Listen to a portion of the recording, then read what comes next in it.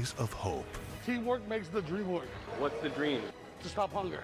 Watch Tampa Bay Now News at 10 on CW44 tonight. Tampa Bay Now News at 10 is brought to you by the law offices of Catania and Catania. I don't want to say the election's over. I just want to say Congress has certified the results without saying the election's over. Now, the most important stories from across the country and here at home. Growing outrage over a violent arrest. It can infect people who are previously vaccinated. Helping you live a healthier life. Take it home, share it with your family. Plus, the positive and the inspirational. I'm Tom Hanson. First, to your local news. Hi, I'm Lisa Hughes with your local headlines. We begin with a reunion in downtown Tampa, not between people at first, but parts of downtown that have been cut off from one another for decades. It starts with the demolition of an old flour mill. Tampa Bay News Now at 10's Casey Albritton has the story. Developers say one of the main reasons for tearing down the mill right behind me is to create a safer and easier way to get from the Channelside district over to the core of downtown. It was actually built in 1938, and it's been this big kind of last vestige of the industrial past in downtown Tampa. The original Ardent Flour Mill is finally coming down after 84 years. This Ardent Mills flour mill has not left the Tampa Bay community. It's actually in a modernized site over in the Gibsonton Apollo Beach area, so we still have that industry and those jobs. The old mill must go to make way for downtown development.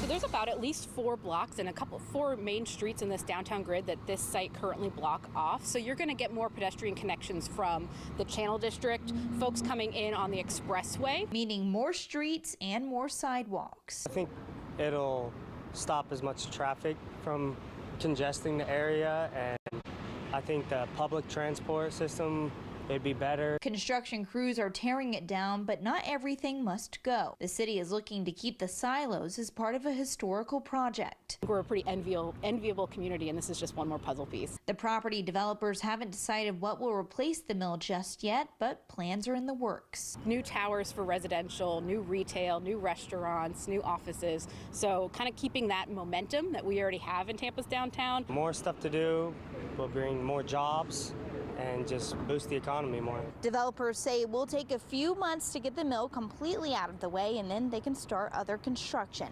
In Tampa, Casey Albritton, Tampa Bay Now, News at 10. We have an update tonight. Polk County sheriffs have arrested 5 people, including 4 teenagers, in the car break-ins we told you about yesterday. More than 15 cars were burglarized this week, and thieves even got away with a rifle in one of the break-ins.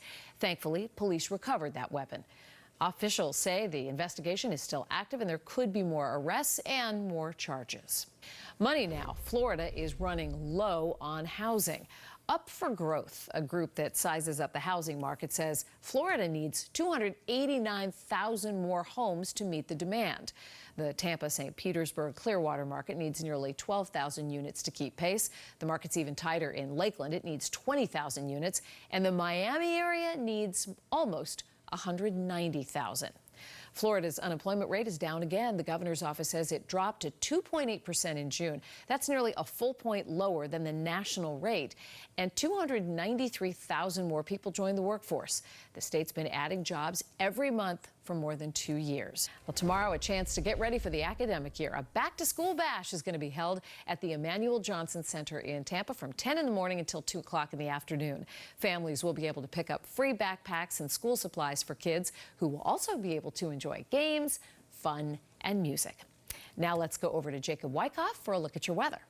Lisa, it was another warm day with temperatures getting back into the middle 90s. 95 was our official high for the day, a little bit higher than our average of 91, and we were about 5 degrees warmer than our average low. We were at 82 for our low. Lows tonight falling back down into the 70s, 76 for an overnight low in Tampa, 80s along the eastern coastline of Florida. And tomorrow we're back into the middle 90s, but we have this pretty good chance of some afternoon and evening showers showers that we'll be watching very closely. Some of these storms could actually be on the severe side. Really a great start to the day. We're going to warm up really quickly, and then by the time we get into the afternoon, that's when we start to see some of those scattered thunderstorms take place. Highs elsewhere, if you're traveling to Orlando, you're talking low 90s, back into the upper 80s for West Palm Beach, Fort Lauderdale, and Miami. Officially in Tampa, probably tapping that 95-degree mark. So the next few days play out like this. Evening storms for Saturday, mainly dry for your Sunday, and we introduce another chance for some storms heading into Monday. And when all is said and done, we could pick up 1 to 2 inches.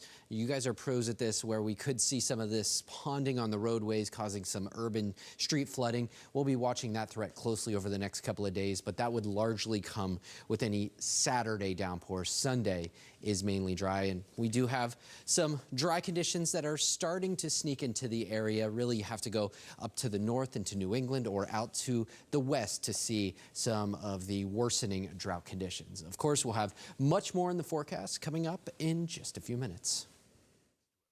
Doors have opened, new subpoenas have been issued, and the dam has begun to break. President Trump did not fail to act during the 187 minutes between leaving the ellipse and telling the mob to go home.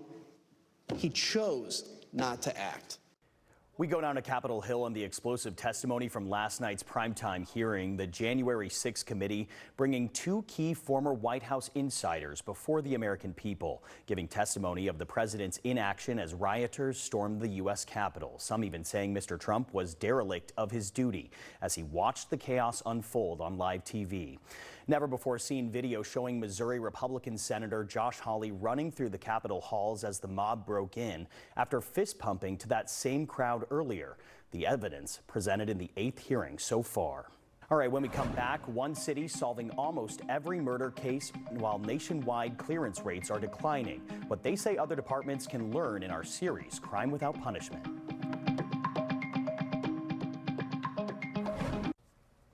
Now, our final installment of our series, Crime Without Punishment. Detectives across the country are struggling to solve murders as arrest rates continue to drop. But one agency in California is on track to make arrests in nearly all of the homicides there this year. So what can other agencies learn from them? Julie Watts now with more. Such an interesting story there. And Sacramento County has one of the largest agencies in the country. The sheriff suggests smaller agencies with fewer resources and less staffing consider partnering with larger agencies or the FBI to gain access for free. All right, when we come back, the eerie pink glow lighting up one town. But you'll never guess what caused it. We'll tell you next. Plus, the wild weather that led to this. We'll explain.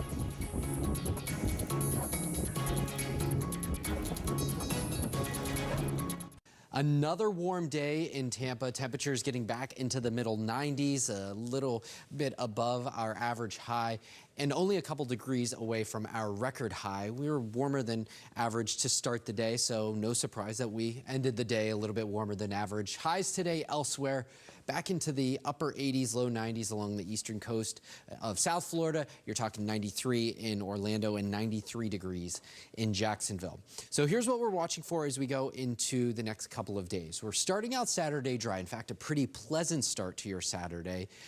And as you go towards noontime, you start to see the clouds bubbling up over central Florida. Later into the afternoon, we start to get this sea breeze pushing some of those showers closer to us, and I do expect some strong to maybe even severe storms to move through the area as we go into tomorrow night. So again, watching this closely, torrential rain, thunder and lightning, we'll be watching that as it moves through. Mainly dry for your Sunday. A couple of pop-up showers are certainly possible on Sunday, but definitely not to the same extent as what we'll see on Saturday. Saturday, your best chance, and then we'll introduce some additional rain into the forecast towards Tuesday and Wednesday of this upcoming week. Highs, though, we start out in the middle 90s for the weekend, back into the low 90s as you go Monday, Tuesday, and into Wednesday. Obviously, all eyes on the tropic this time of year. We're really starting to see that upward trend when we get towards late July and into August. The good news is we don't really have any formation expected over the next 5 days. So we'll continue to keep you updated when it comes to the tropics. But as of right now, nothing to worry about. Your 7-day forecast does feature 90s, mainly dry for your Sunday, back into the low 90s with a chance of rain Monday and Tuesday. Best chance of rain, I think, into the middle part of the week going to be Tuesday and Wednesday before we're back into the middle 90s for Friday. So there's a check of your Tampa 7-day forecast. Overseas now to Victoria in Australia and that mysterious pink light appearing over a small town there. Some speculating it could be signs of a higher power, and turns out in some ways it was. The eerie glow caused by a medical cannabis facility. The blackout blinds reportedly left open last night, allowing the facility's LED light to blanket the night sky. And from pink skies to red hot flames, this striking video of a wildfire tearing through parts of North Texas. It was captured by a volunteer firefighter. The bone-dry conditions brought on by intense heat waves. And take a look at this, a wind turbine struck by lightning after severe storms. You can see it billowing smoke, one of the blades completely disintegrating. And of course, more severe thunderstorms are expected this weekend. Over 20 million people nationwide in the path. Meanwhile, triple-digit temps sweeping much of the country from California all the way to New Jersey today. And let's get right to meteorologist Colin Myers to give us the timeline of all this extreme weather. Hi, Colin. Hi, Tom. Yeah, you're right. A lot of severe weather on the way this weekend. Actually, an enhanced risk up over the northern plains. So we'll talk about that and really what's happening. Let's look at future sky forecast for you. So I really think Saturday is the day we want to watch for over 20 million people. We're talking parts of Minnesota, Wisconsin, even down towards Chicago. Take a look at future sky forecast here. Thunderstorms by early tomorrow morning moving through, and then a couple of complexes of storms up to the north in Minnesota. But watch this. A strong line of storms moves through parts of Chicago, and then as we head towards later on Saturday, look at the thunderstorms that develop Saturday afternoon. Some of these strong. I think there will be a significant wind risk and a couple of tornadoes, maybe one or two, perhaps a little bit larger, could come out of this. So that's something to watch.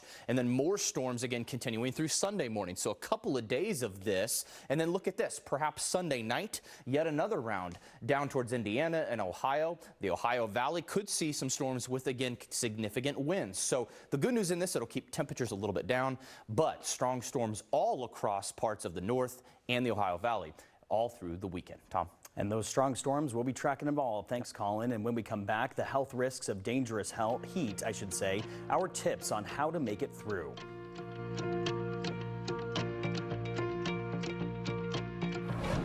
Follow real-life crime stories 5 times a week. Oh, my Lord. With Dateline. Tonight at 11 on CW44. It's too hot. Tonight, clever ways to cool down from the horrendous heat. I believe will bring prices down, will stabilize the markets. A new deal to turn the tide on the growing grain problem around the world. This BA5 variant is so very contagious. And the urgent push to get vaccinated. We're growing men. Plus, growing the future of hope with a green thumb. To Tennessee now, and the growing outrage over the violent arrest of a black man in Memphis. Police are accused of racial profiling and excessive use of force in the arrest of Brandon Calloway. We want to warn you, the video and images are disturbing. The video shows the moment police entered his home. The officers seen chasing Calloway from room to room, one swinging a baton at him and then another tasing him. Police say it had no effect. Then when Calloway was restrained on the ground, an officer steps on his neck. Police say Calloway failed to stop when police pulled him over. He was completing a DoorDash delivery, instead driving about half of a mile to his parents' home. They say Calloway started running into the house and reaching into his pockets. He says he is still suffering from head and vision problems. Just watching the videos, like, this is like a bad dream. See this stuff happen all the time, and the fact that it happened to me is really mind-blowing. Police say Calloway was cleared by medics before taken into custody. And over to Iowa, a camping trip coming to a tragic end for a family there. Police investigating gunshots at a state park this morning, finding 3 family members dead in their tent. They later found the suspect, a 23-year-old gunman, dead from an apparently self-inflicted gunshot. Investigators do not think he knew the victims. I believe will bring prices down, will stabilize the markets, and will allow developing countries that are in an extremely difficult situation and vulnerable populations where famine is growing, that will allow this to stop. Moving overseas now to a big development in Europe, new grain deal between Ukraine and Russia. The big breakthrough happening after months of negotiations and unblocking ports of the Black Sea to allow the safe passage of grain. Grain is one of Ukraine's essential exports. Millions of tons of Ukrainian grain have not been able to pass through the ports for the last several months due to the war, leading to shortages across the globe. Those are some of the top stories from around the country and the world tonight. Now some of the moments that matter most in your community and your neighborhood. A great man sowing the seeds of the future. Thank you for taking the time to join us. We'll see you back here tomorrow. Good night.